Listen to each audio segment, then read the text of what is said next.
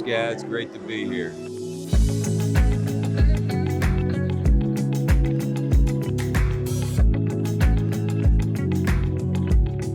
Kevin, congratulations on your Outstanding Achievement in Entertainment Award. I mean, film, TV, music, dance, you do it all. Thank you so much. It's a tremendous honor, and I'm very happy to be here and receiving it. You spent time with some of our SCAD students, and it was really interesting to hear you talk about how being famous gave way to being good, in your opinion, and you talked about the importance of working at your craft, those 10,000 hours. I think that's a good thing for students to hear.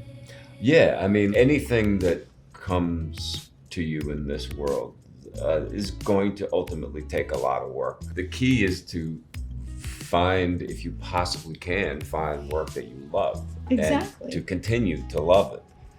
And that's what I've been really, really lucky with. I take my work incredibly seriously. I still work hard at it, and I find it incredibly fulfilling to put in the hours. And with each new project, there is a new set of challenges, whether it's learning a skill that you don't have, or trying to relate to a person that is so different than you, or so different from you culturally, or the way you were raised in any kind of way, understanding a situation that's really foreign to anything that you've ever been in. These are the things that we are so lucky to be able to get a chance to do as our work. As an actor, you've been both a good guy, a bad guy, and sometimes both at the same time. Sure.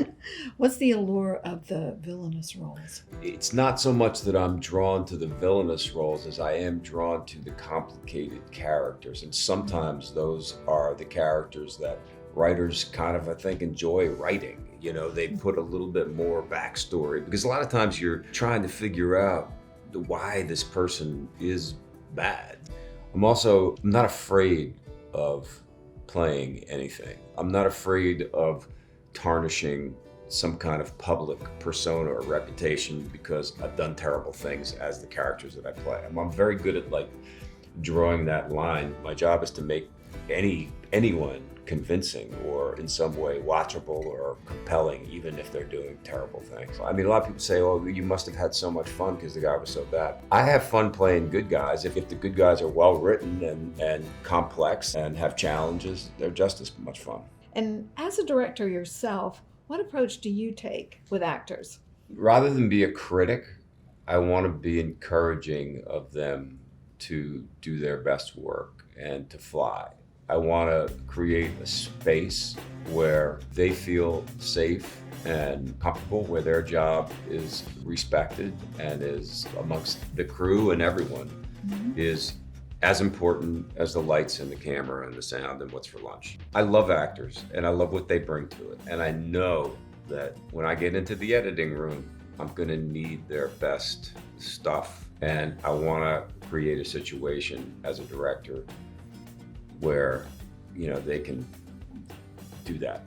Many people who are not professionals may not be aware of how important the editing is. You talked about that to the students. Yeah, oh yeah. I mean, it is. All you got to do is get in there and go, well, I didn't get the close-up of the glass, and how did I miss that? And it's the same thing when it comes to performance. I'm not somebody who, either as an actor or as a director, who feels like 35 takes is better than 4.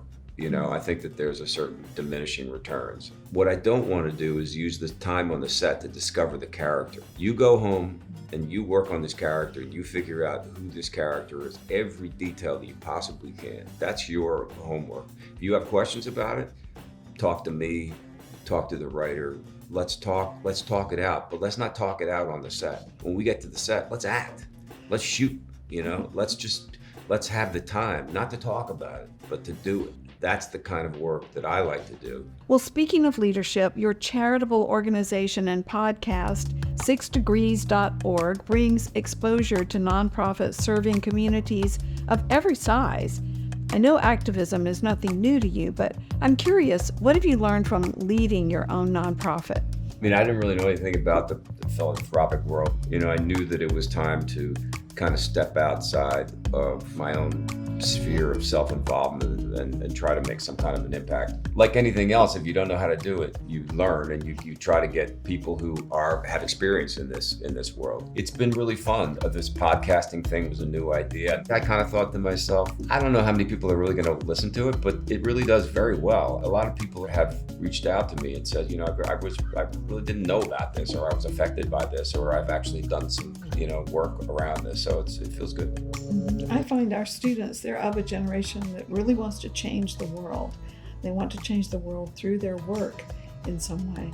So yes, a lot of people are interested in what you're doing. That's cool.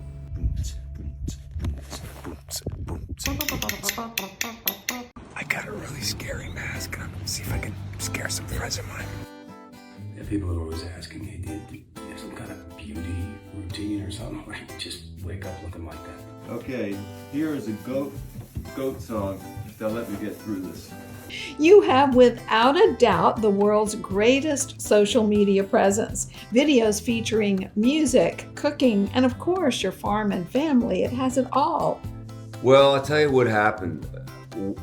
I was completely opposed to social media. All of these ideas to me were just kind of not my thing.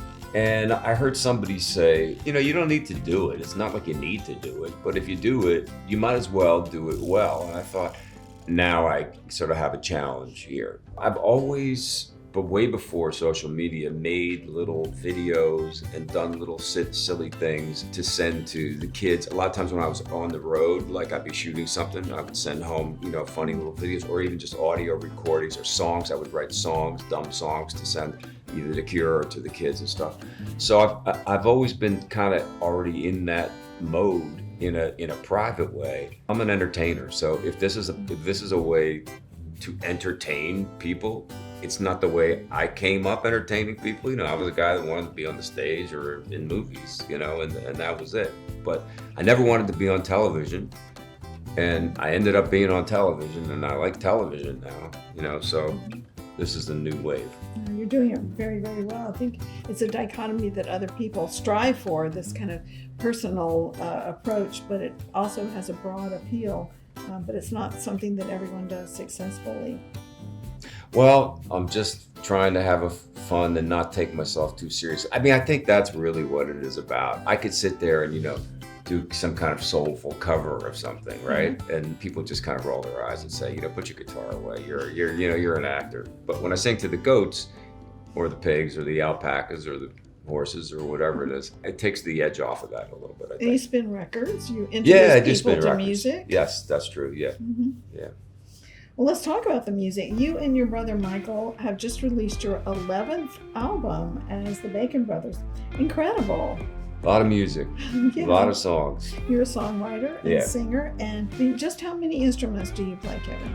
I don't play anything very well, as everybody in the band constantly reminds me. My brother, he's an incredible musician. Cello, oboe, keys, guitar. He's the real deal. He got me a guitar because I was having melodies and lyrics in my head as a little boy. And I would sing them, these songs. By the time I was probably about 12 or 13, I started writing songs. And then he would figure out what the chords were, or just put it in some kind of a form, like a pop form. My approach to music is less genre based and more song based. If I love the song, it could be a country song, it could be a hip hop song, it doesn't matter. Well, Kevin, it's been a delight getting to know the person behind all the performances that I've admired over the years, and now I know you have multitudes of fans and friends here at SCAD, so I hope you'll come back. Thank you so much for having me. Thank you.